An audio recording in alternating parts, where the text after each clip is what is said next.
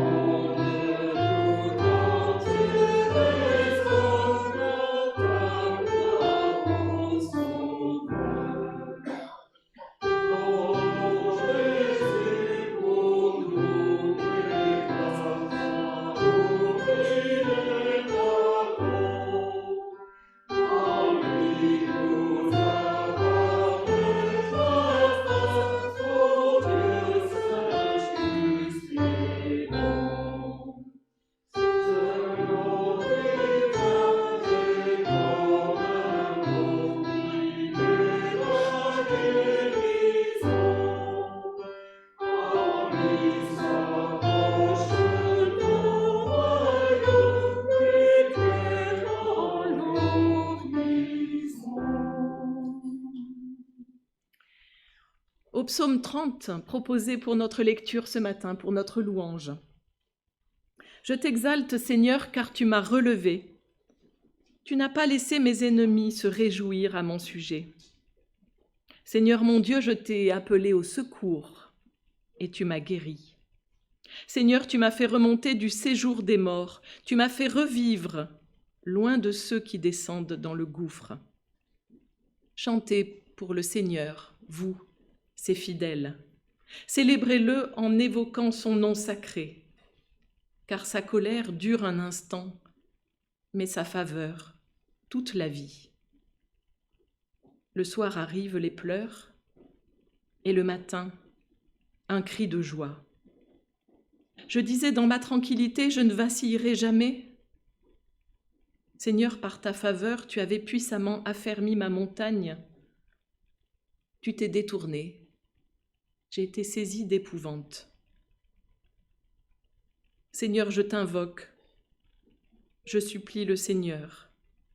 La poussière te célébrera-t-elle? Racontera-t-elle ta loyauté? Entends, Seigneur, fais-moi grâce. Seigneur, sois mon secours.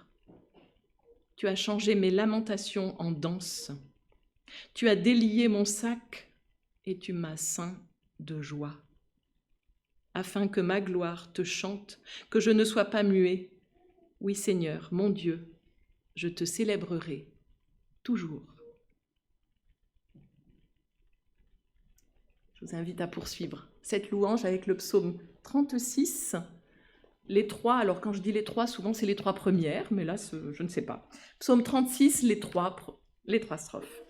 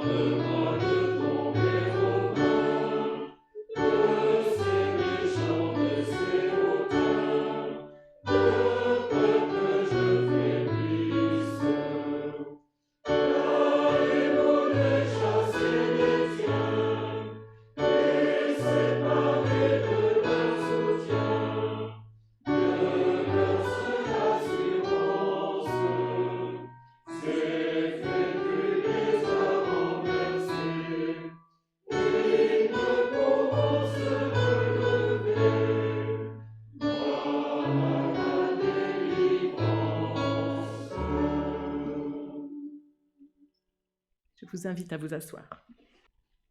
Nous prions. Oui, Seigneur notre Dieu, nous nous présentons devant toi. Dans ces semaines qui suivent Pâques, nous voulons déposer devant toi tout ce qui nous empêche de nous réjouir de la résurrection de ton Fils. Nous vivons, nous agissons, nous pensons, comme si Jésus n'était pas ressuscité, comme s'il ne nous avait pas délivrés déjà de tout ce qui nous accable, de tout ce qui nous écrase, de tout ce qui nous pèse. Oui, Seigneur, trop souvent, nous préférons nos succès à sa vie, à son relèvement. Nous restons soumis à nos pensées négatives, à nos peurs, à nos jugements.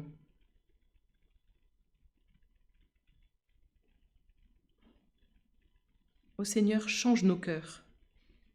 Change nos cœurs car nous ne pouvons les changer nous-mêmes. Par ton Fils ressuscité, fais de nous des créatures nouvelles, capables d'aimer, de servir. Transforme-nous à l'image de ton Fils Jésus-Christ. Donne-nous la joie de ta vie. Amen.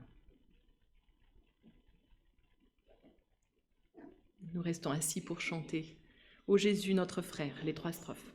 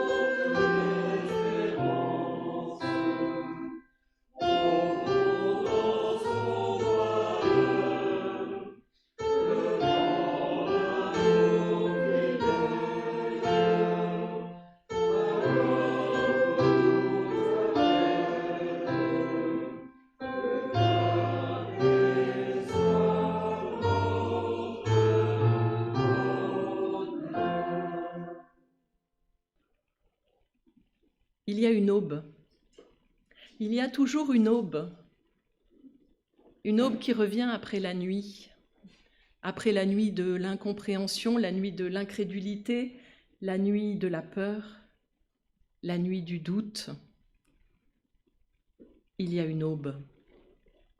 Et l'aube vient dissiper les obscurités de nos vies. La lumière du ressuscité éclaire la tombe de notre passé. Le Dieu Tout-Puissant nous fait miséricorde, il nous aime. Il nous pardonne et il nous conduit jour après jour en nouveauté de vie sur les traces du ressuscité. Levons-nous pour chanter notre reconnaissance. Nous prenons le 3404. 3404, nous allons chanter les deux premières et nous gardons ce numéro ouvert pour la suite. 3404, les deux premières strophes.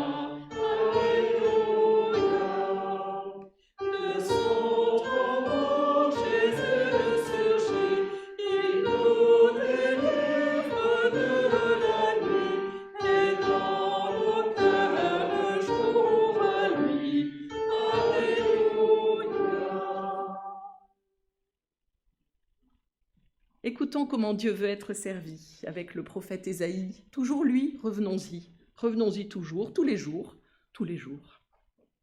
Détache les chaînes de la méchanceté, dénoue les liens du joug, renvoie libre ceux qu'on écrase, libère-les.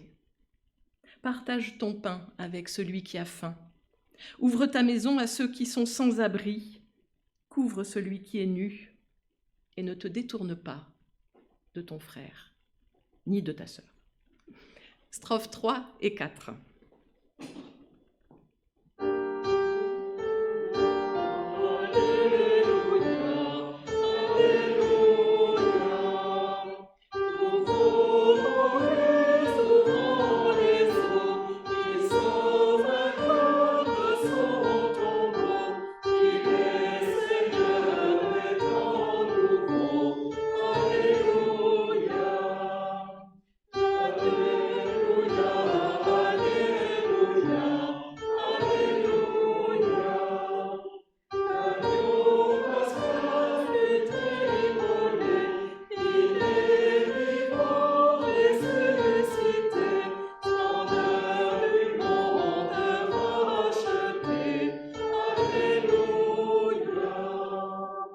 Gardez encore pour la suite. Je crois en Dieu. Je crois en Dieu, le Seigneur qui est, qui était et qui vient. Je crois notre histoire habitée, relevée, fécondée par le Seigneur vivant. Dans sa parole, heureuse nouvelle, dans les signes de l'eau et du pain, aujourd'hui du poisson. Il répond aux cris des affamés. Dans le tombeau ouvert, il répond aux cris du prisonnier. Il m'attend, il me parle. Il m'attend chez moi, à la maison. Il m'attend en Galilée. Il m'attend sur le rivage d'un lac. Il m'attend dans ma vie. Je crois avec tous les témoins d'hier et d'aujourd'hui, en communion avec ceux qui viendront demain. Je crois. C'est pourquoi je prie, c'est pourquoi je lis, c'est pourquoi j'interprète, c'est pourquoi je chante. Car il vient. Oui, il vient encore, le Christ, celui qui brise les destins de la culpabilité, celui qui brise les destinées de malheur, celui qui ouvre les chemins et désarme tous les pouvoirs. Je crois au Seigneur, celui d'aujourd'hui, d'hier et de demain. Amen. Strophes 5 et 6.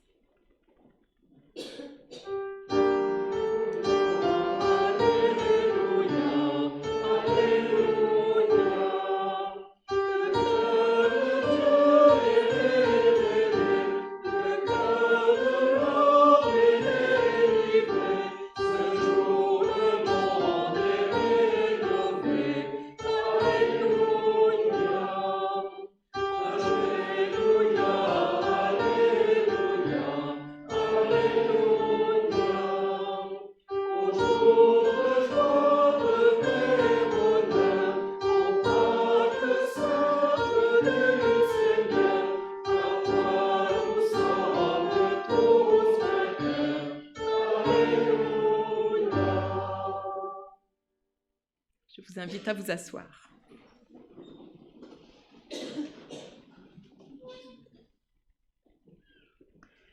Et avant d'entendre le texte du jour, nous demandons à Dieu dans la prière l'aide de son esprit. Oui, Seigneur, comme au soir de Pâques, tu ouvris l'intelligence de tes disciples afin qu'ils comprennent les Écritures. Ouvre maintenant nos intelligences, afin que nous accueillions à notre tour ta parole vivante dans les Écritures que nous allons lire. Amen. Et c'est l'Évangile de Jean au chapitre 21, les versets 1 à 19 que nous entendons maintenant.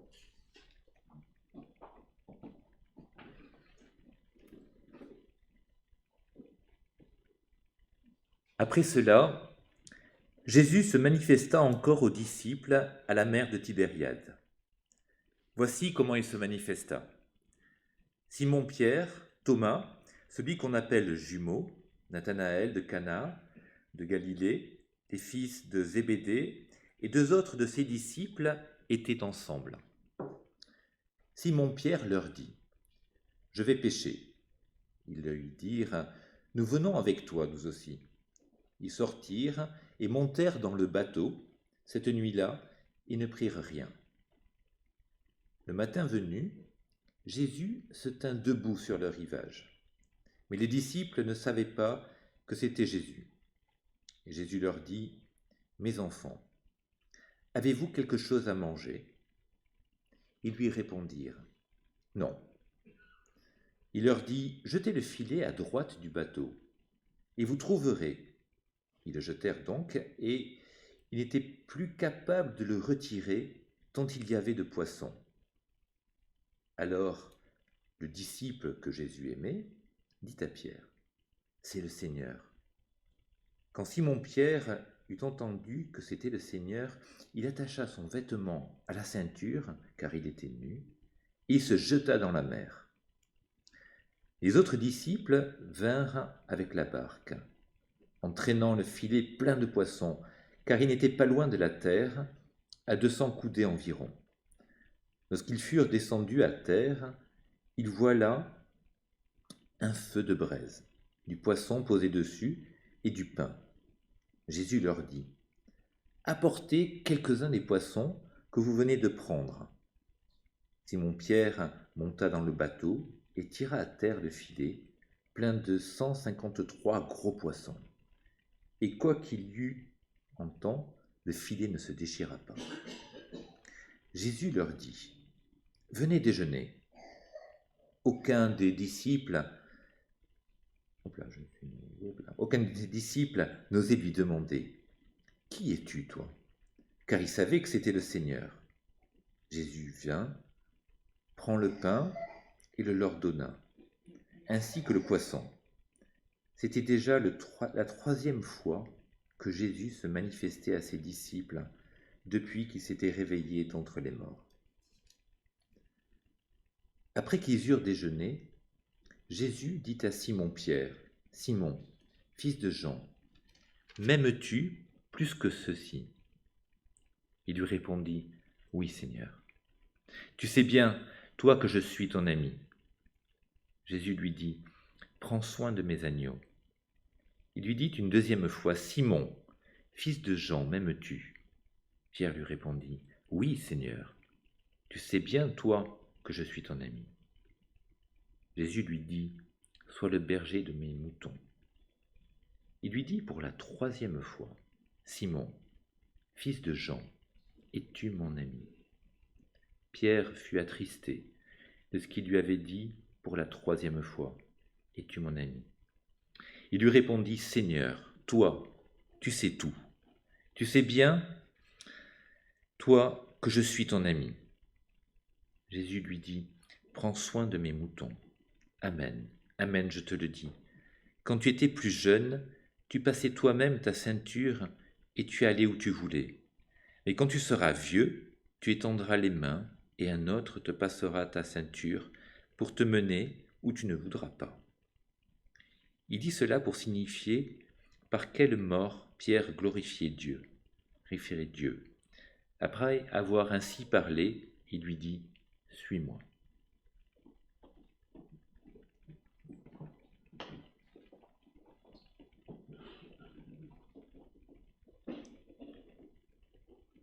Avant de revenir sur ce texte plus longuement et de chercher pourquoi une ceinture? Enfin bon, on va voir ça. Je vous invite à chanter au cantique 34-15, « Mon Rédempteur est vivant ». 34-15, nous nous levons pour chanter les 3 strophes.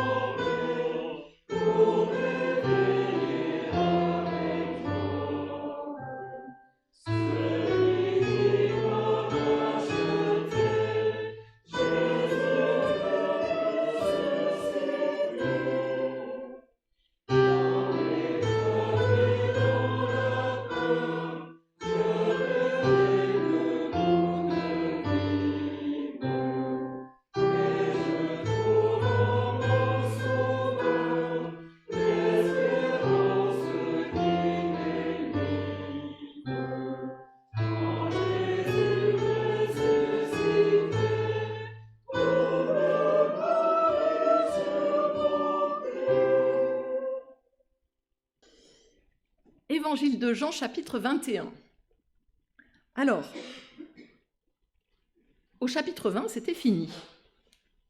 Au chapitre 20, si vous lisez la fin du chapitre 20 de l'Évangile de Jean, au verset 30, ceci est écrit, « Jésus a encore produit devant ses disciples beaucoup d'autres signes qui ne sont pas écrits dans ce livre, mais ceux-ci sont écrits pour que vous croyiez que Jésus est le Christ, le Fils de Dieu, et que par cette foi, vous ayez la vie en son nom. » L'évangile de Jean est fini, au chapitre 20. Et puis, il y a un chapitre 21. Alors, dans certaines Bibles, il y a des crochets pour préciser que c'est un texte qui ne fait pas partie de la plupart des manuscrits, qui a été rajouté. Mais alors, pourquoi avoir rajouté ce chapitre 21? Chapitre 21, quand on le lit, on se dit d'abord, pour un lecteur habitué, c'est pas du Jean. Ça ressemble pas à l'écriture de l'évangile de Jean. L'évangile de Jean, quand il raconte un miracle, il ne raconte pas le miracle pour le miracle, il va le décrire théologiquement, il va le déployer. Quand Jésus guérit l'aveugle de naissance, eh bien, il y a tout un chapitre ensuite qui va décrire ce que signifie d'être aveugle, de ne pas voir le Christ, de ne pas le reconnaître. Et donc, le miracle qu'on appelle dans l'évangile de Jean un signe n'est pas raconté pour lui-même. Il est l'objet ensuite de tout un développement théologique. Or là, on a ce qu'on appelle un miracle d'abondance, une pêche miraculeuse, qui n'est pas exploitée, qui est racontée, on tire les filets, oui, Jésus va demander d'aller chercher d'autres poissons, mais point. Donc c'est pas du genre. Et il y a tout un tas d'indices comme ça pour nous dire, mais ce chapitre-là, qu'est-ce qu'il vient faire dans l'évangile de Jean? Pourquoi il a été ajouté là? Il y a tout un tas d'autres petits signes étonnants. Et puis, il y a tout un tas de ce que j'appelle, moi, les grains de sable d'un texte, qui sont extraordinaires parce que c'est là-dessus que l'on va pouvoir travailler le texte, en disant, mais qu'est-ce qui se passe? Parmi ces petits grains de sable que j'aime beaucoup, vous avez entendu Jésus qui, depuis le rivage, appelle « mes enfants ». C'est même « mes petits-enfants ». Mes petits-enfants. Bon, vous et moi, je pense que quand vous êtes en train de faire vos courses, vous n'appelez pas n'importe qui « mes petits-enfants ». Ou alors, bon, peut-être c'est pas un très bon signe. Jésus, sur le rivage, appelle ses disciples de loin « mes petits-enfants, avez-vous quelque chose à manger ?» Alors bon, l'exégète va dire, tiens, mes petits-enfants, j'ai déjà entendu ça quelque part, donc on va aller chercher où Jésus a déjà utilisé ce mot-là, où Jésus a déjà appelé ses disciples mes petits-enfants. Et on va trouver tout à l'heure, mais on va garder ce petit caillou. Et puis, cette histoire de Pierre. Notre ami Pierre est dans la barque. Heureusement qu'il y a toujours le disciple que Jésus aimait. Alors, je ne prêche pas aujourd'hui sur le disciple que Jésus aimait, c'est passionnant. Mais heureusement, il y a toujours celui-là qui a déjà tout compris avant les autres et qui lui dit « c'est le Seigneur ». Donc, Pierre qui ne comprend jamais rien, c'est un principe. Pierre ne comprend rien. Il s'habille et il se jette à l'eau. Moi, quand je me jette à l'eau, je me déshabille. Ben oui. Donc Pierre s'habille, il attache sa ceinture, puis il se jette à l'eau. Et puis on va retrouver une histoire de ceinture après. Quand tu seras vieux, on te mettra ta ceinture, on t'emmènera là où tu ne veux pas aller. Bon, on se dit, tiens, petite ceinture, là, on va chercher. Alors, ce chapitre 21, on se dit tout de suite, bon, ok, il fallait renforcer la position de Pierre, qui était contesté comme responsable de la communauté chrétienne. Pardon, mais on a beaucoup parlé du pape et de la mort du pape, alors je ne vais pas en parler aujourd'hui, mais voilà, digne successeur de Pierre. Bon, ce ne sera pas le sujet de la prédication, mais une pensée très fraternelle à nos amis et frères et sœurs catholiques. Il fallait renforcer l'autorité de Pierre, alors il faut qu'il y ait un dialogue qui récupère quelque part le reniement. Bon, ok, très bien. Alors allons-y, plongeons dans ce récit. Au début du récit, ils sont quelque part à la mer de Tibériade. Pourquoi, alors que le chapitre d'avant, ils sont à Jérusalem, que les disciples ont reçu la visite 2 dimanches de suite, pour faire simple, 2 jours à 1 semaine d'intervalle, ils reçoivent la visite dans la pièce où ils sont enfermés, par peur d'être arrêtés à leur tour, par peur si les autorités cherchent les disciples de ce Jésus qui a été mis à mort, eh bien, ils sont là, les disciples, enfermés dans la pièce. Première visite, le jour de la résurrection. 8 jours après, 2e visite, parce que Thomas avait dit, n'était pas là, il a dit « oui, moi si je ne vois pas », etc. Bon, ça va, les textes, on les a à peu près en tête. Donc, ils reçoivent 2 fois la visite du ressuscité. À la 2e fois, Jésus souffle et leur donne l'Esprit Saint, dans l'évangile de Jean, c'est le récit de Pentecôte qui est tout de suite là. Il leur donne comme mission de délier les péchés et à ceux qui seront pas, à qui ils ne délieront pas, ce sera retenu. Donc, ils ont vu le ressuscité 2 fois. Ils ont reçu l'Esprit. Ils savent ce qu'ils doivent faire.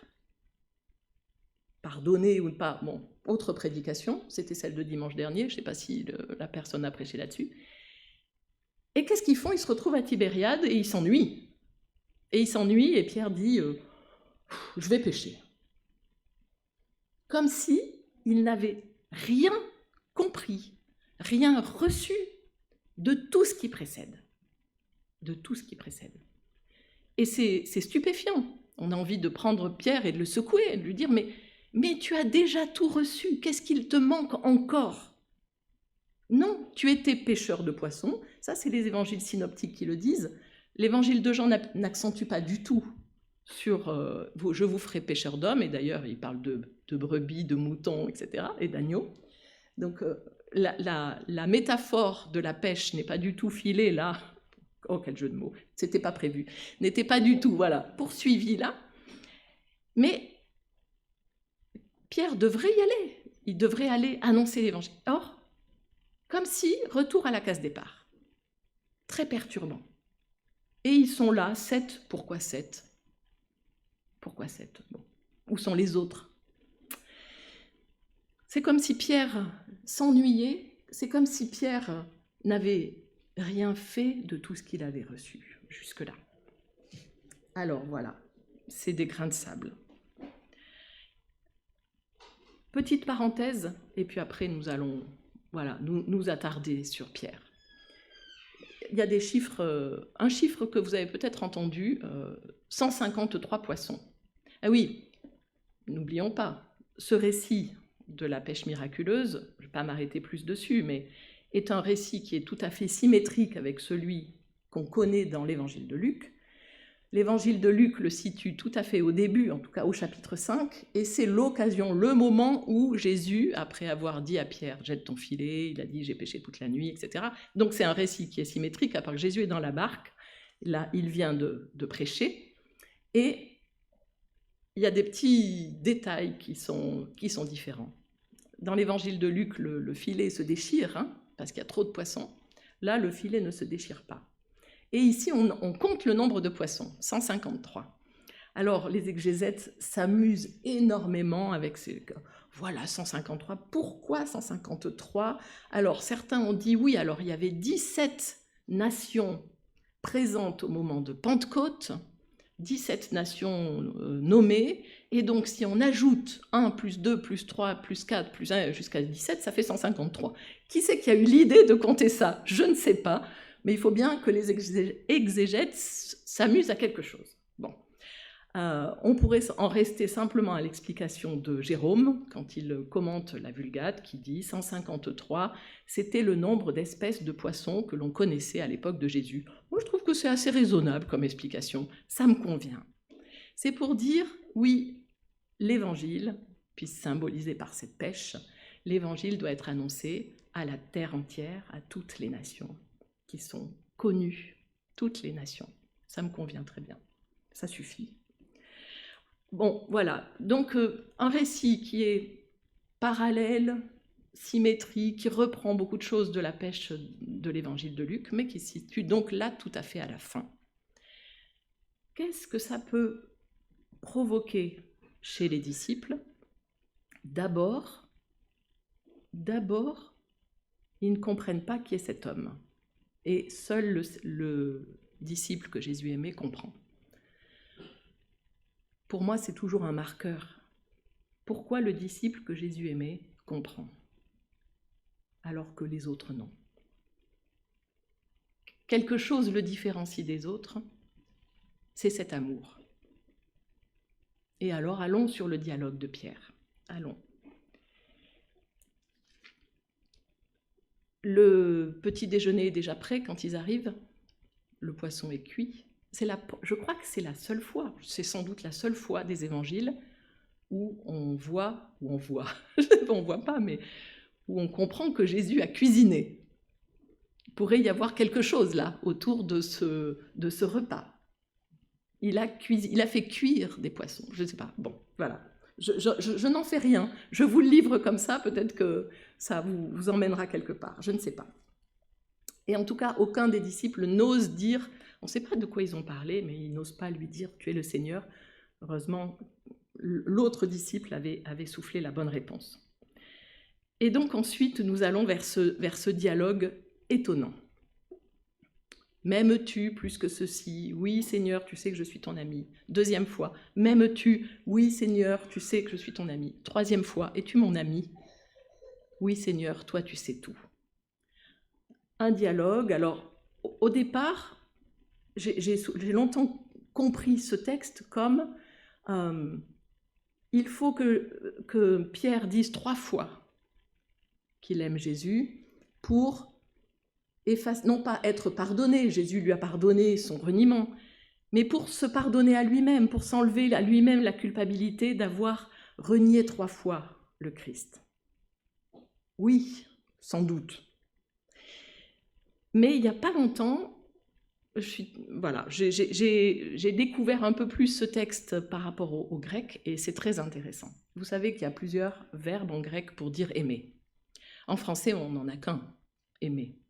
On peut aimer ses enfants, on peut aimer son amoureux, son amoureuse. C'est pas le même verbe. Et puis on aime ses amis, c'est encore un autre verbe. Philéo, aimer. Entre amants, c'est le fameux éros. Le verbe aimer ses enfants, je ne me souviens plus ce que c'est, je n'ai pas retrouvé. Et puis il y a un 4e verbe. Pour dire aimer, c'est le verbe, c'est agapé. Et c'est cet amour-là dont Jésus parle quand, quelques chapitres précédents, il va avoir tout un long développement sur l'amour du Père avec le Fils, l'amour du Fils pour le Père. De cet amour-là, aimez-vous les uns les autres. Il parle de l'amour agapé. Et voilà que quand il questionne Pierre, et on l'entend bien dans la traduction que vous avez entendue, Jésus lui dit « m'aimes-tu » de l'amour agapé. Et Pierre répond « je t'aime bien » de l'amour amitié, philo. Et ça a été bien traduit par « oui, je suis ton ami ». C'est pas ça que Jésus demande. Jésus demande une 2e fois « m'aimes-tu » de cet amour agapé. Pierre répond une 2e fois « oui, je suis ton ami », de philo. Bon, il y a un décalage. La 3e fois, Jésus s'harmonise. Bon, il dit « ok, m'aimes-tu de l'amour amitié, philéo ?» Et là, peut-être, Pierre est tout triste. Alors on dit tout triste parce que c'est la 3e fois que Jésus lui pose la question, mais tout triste peut-être parce que quand Jésus lui dit « m'aimes-tu comme ami ?» alors il réalise qu'il n'a pas entendu agapé. Tout à coup, Pierre réalise qu'il n'a pas compris ce que Jésus lui demandait, que cet amour de don, que cet amour qui va au bout, il n'a pas été capable de répondre à ça. Alors, soit il se rend compte qu'il n'a pas compris la question, soit peut-être il sait qu'il n'a pas pu aller au bout, qu'au moment du reniement, il a renoncé, il est parti, il a fui. Il sait que cet amour agapé que Jésus attend de lui, de nous, il n'a pas pu. Il n'a pas pu être à la hauteur de cet amour attendu. Et voilà que tout à coup, ce dialogue entre Jésus et Pierre prend une autre dimension et que... Ah oui, j'ai oublié au passage, parce que j'ai tout dans mes notes, mais je suis incapable de suivre mon texte, de moins en moins. Je ne sais pas si c'est... Mes petits-enfants, Jésus dans l'évangile de Jean le dit une autre fois, au chapitre 13. Et donc, je suis allée voir le chapitre 13, et Jésus s'adresse, donc c'est le grand discours d'adieu de Jésus à ses disciples, très très très développé dans l'évangile de Jean. Et au chapitre 13, effectivement, Jésus appelle ses disciples « mes petits-enfants » et lui dit, c'est à ce moment-là qu'il dit, je vais vous le lire parce que quand même, c'est plus sérieux.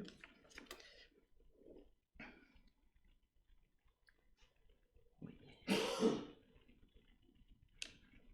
Je l'ai mis quelque part, mais bon, c'est pas grave. Le plus simple, c'est quand même d'ouvrir la Bible, parce que ça, c'est les valeurs sûres. Au moins, on sait où ça se trouve. Donc au chapitre 13, voilà ce que Jésus dit. Judas vient de sortir.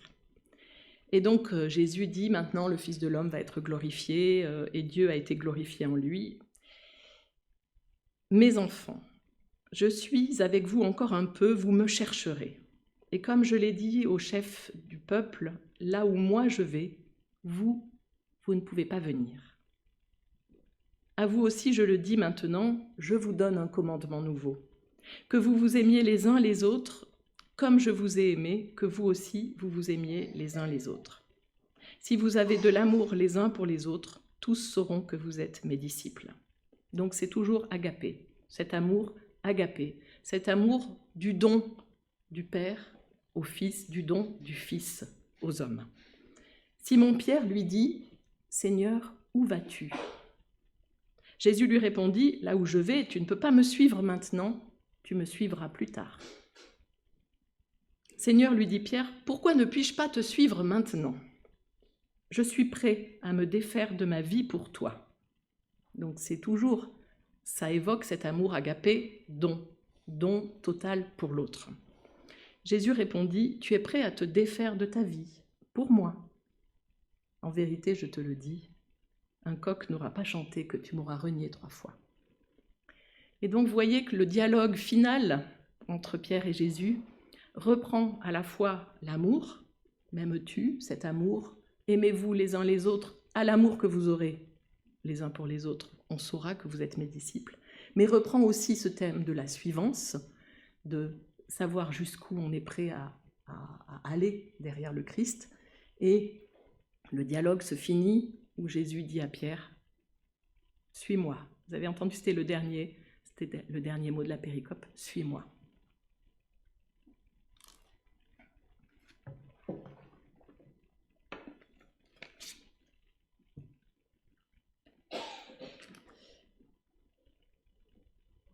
Et nous ne sommes pas Pierre. Nous n'avons pas vu le Christ 3 fois ressuscité. Nous n'avons pas été là le jour de Pentecôte pour recevoir l'Esprit Saint. Et nous, sommes-nous à l'image de Pierre, à la hauteur de l'amour de Dieu révélé en Jésus-Christ? Comme Pierre, nous ne le sommes pas. Comme Pierre, nous ne sommes pas à la hauteur de cet agapé, de cet amour qui est don total. Oui, nous pouvons, si je reprends les verbes en grec, nous pouvons souffrir beaucoup dans notre amour pour nos enfants. Nous pouvons croire que nous allons mourir d'amour pour l'être aimé.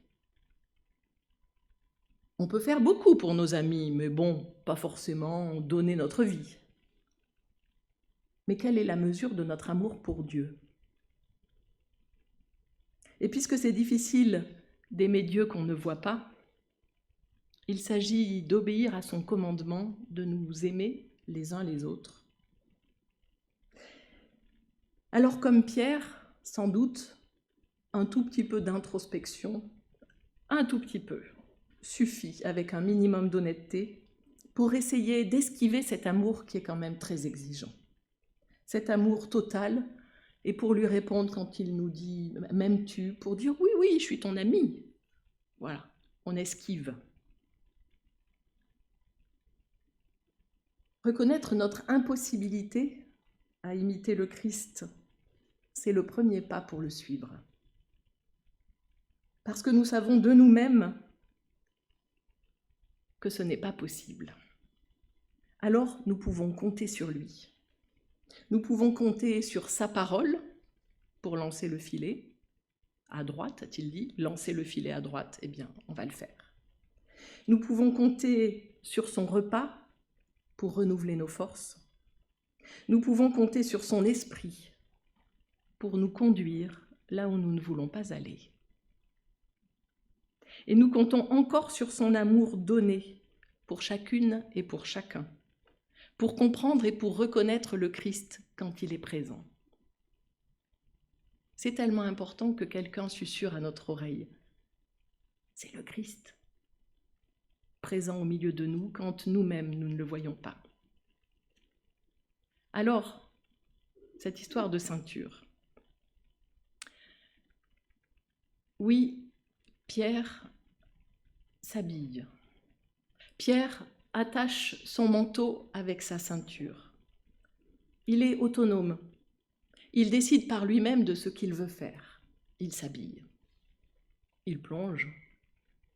Et Jésus lui dit, aujourd'hui tu t'habilles toi-même, tu es autonome, et puis un jour, quelqu'un t'habillera et te conduira où tu ne veux pas.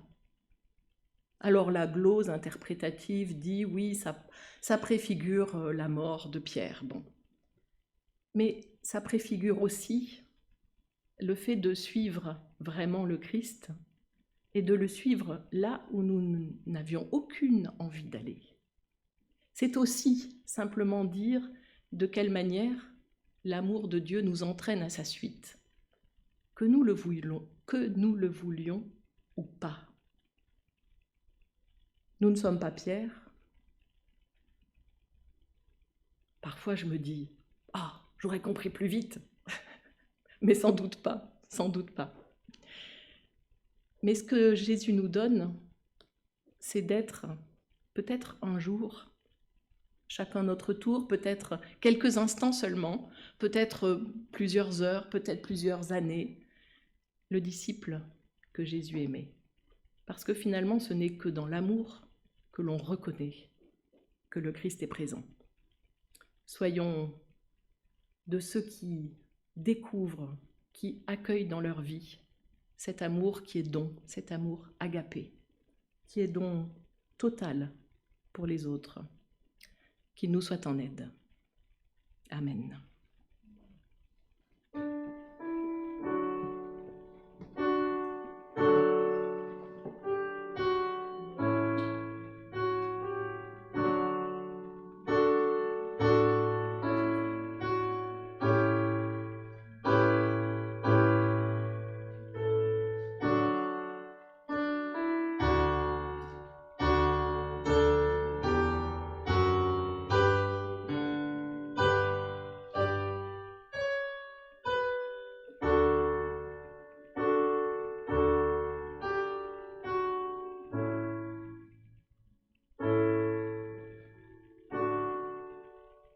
Exactement tel que je suis, que Pierre est venu, tel qu'il était. Mais nous n'allons pas chanter celui-là, c'est dommage, on aurait pu. Nous allons prendre le 24-07.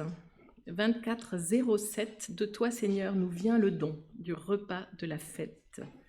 24-07, et malheureusement il n'y a que 3 strophes à ce beau cantique. Si parmi vous il y a des poètes, n'hésitez pas à écrire les suivants. Je vous invite à vous lever pour le chanter.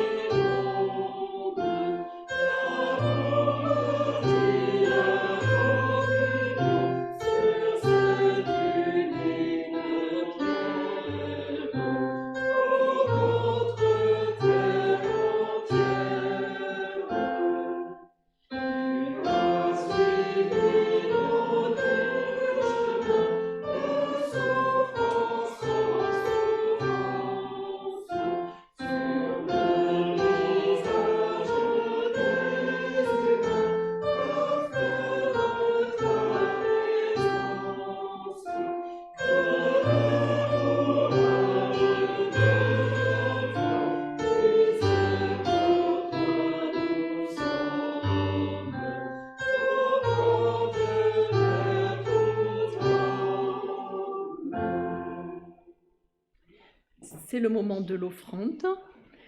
Souvenons-nous que le vrai don est le don joyeux.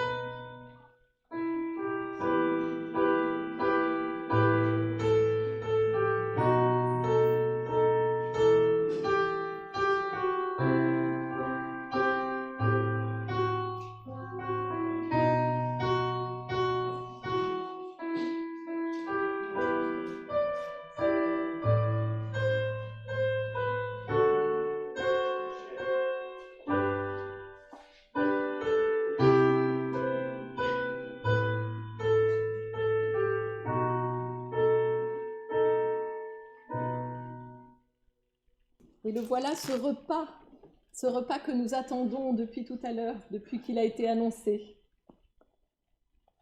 Oui, nous rendons grâce pour ce repas.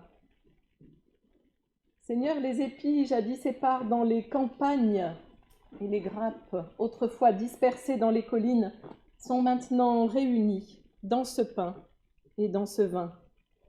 De même, rassemble bientôt l'humanité tout entière, des extrémités du monde dans ton royaume. Viens, Seigneur Jésus. Oui, il est beau. Il est beau et il est bon de te louer, Seigneur notre Dieu. Le ciel se réjouit, la terre s'est vêtue de lumière. Le monde entier est entré dans la fête, car le Christ est ressuscité. Lui, l'éternelle allégresse, a vaincu la mort. Et à celles et ceux qui sont dans les tombeaux, il a donné la vie. Avec l'Église universelle, avec toutes celles et ceux qui frémissent d'une espérance nouvelle, nous chantons la victoire de ton amour. Saint, Saint, Saint est le Seigneur. 62, 42. Nous nous levons pour le chanter.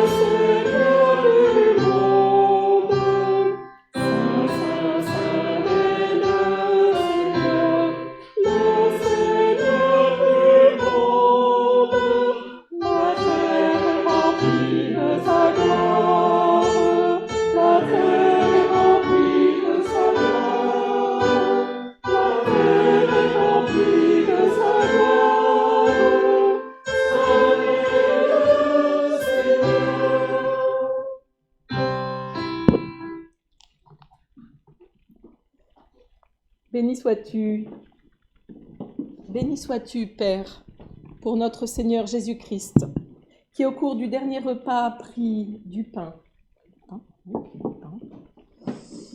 et après avoir prononcé la bénédiction, le partagea et le donna à ses disciples en disant « Prenez, mangez, ceci est mon corps qui est donné pour vous. » Il fit de même à la fin du repas.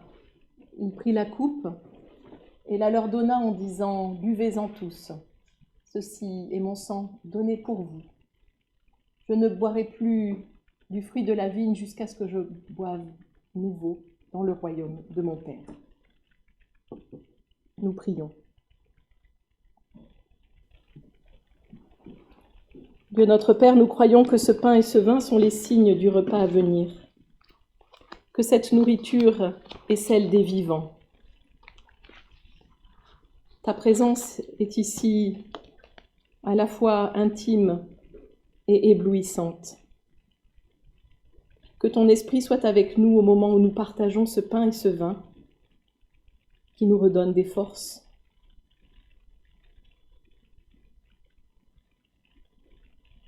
Au moment où nous allons les partager, nous portons devant toi les personnes qui comptent sur notre prière,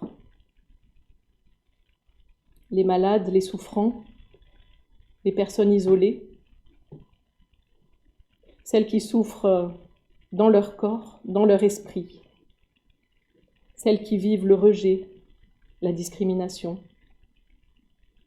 celles qui souffrent dans les conflits. Nous prions pour ceux que nous aimons.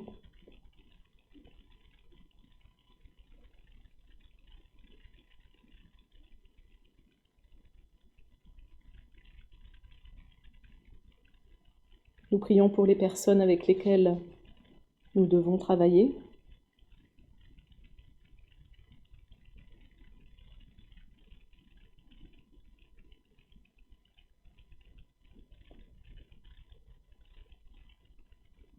Nous prions pour toutes celles et ceux que nous croisons sans les voir, et qui sont peut-être le prochain que tu nous demandes de regarder, de nourrir, d'habiller, de protéger. Et Seigneur, nous te présentons aussi toutes ces situations inextricables, impossibles, là où la paix semble ne jamais devoir survenir. Ces conflits gelés qui sont en train de se réveiller en Inde, au Pakistan.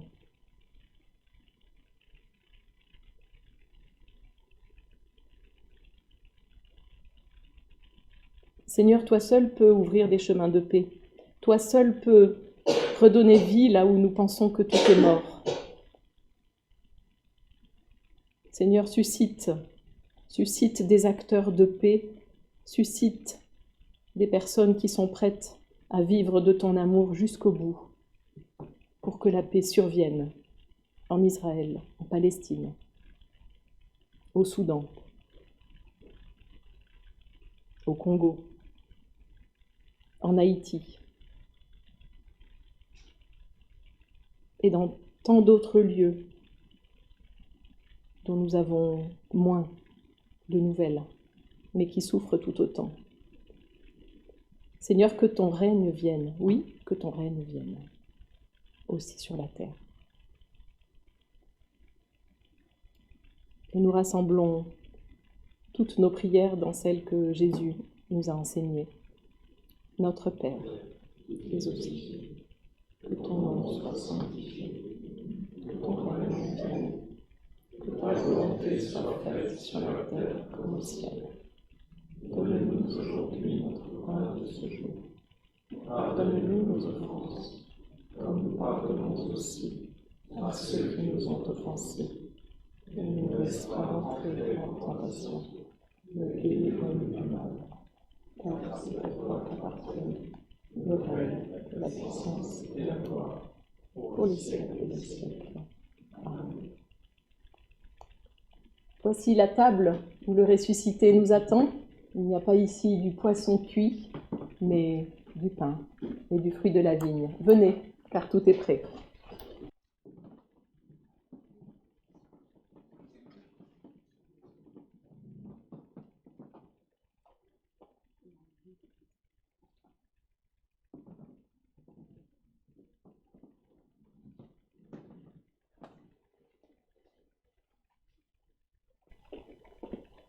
Nous voici devenus témoins, participants de ce repas qui nous donne joie et vie. Alors que la joie guide notre course pour dire au monde que le Seigneur est vivant, qu'il soit avec nous quand nous dévoilerons cette espérance à ceux qui sont dans la douleur, qu'il soit avec nous quand nous dirons ce bonheur à ceux qui ne le partagent pas, quand nous annoncerons cette paix à ceux qui sont divisés, quand nous proclamerons cette confiance à ceux qui sont encore dans la crainte. Car nous savons dès aujourd'hui que la vie plus que vivante, la vie en abondance est donnée et que le Christ nous précède. Nous le suivons. Frères et sœurs, que Dieu nous bénisse et nous garde, qu'il guide nos pas, qu'il tourne sa face vers nous et qu'il nous donne sa paix. Amen. Alors, comme on est sans cantique, on va juste chanter à toi la gloire. Ça va? À toi la gloire, ô ressuscité, à toi la victoire, pour l'éternité, brillant de lumière, l'ange est descendu, il ouvre la terre du tombeau vaincu. À toi la gloire, ô ressuscité, à toi la victoire, pour l'éternité.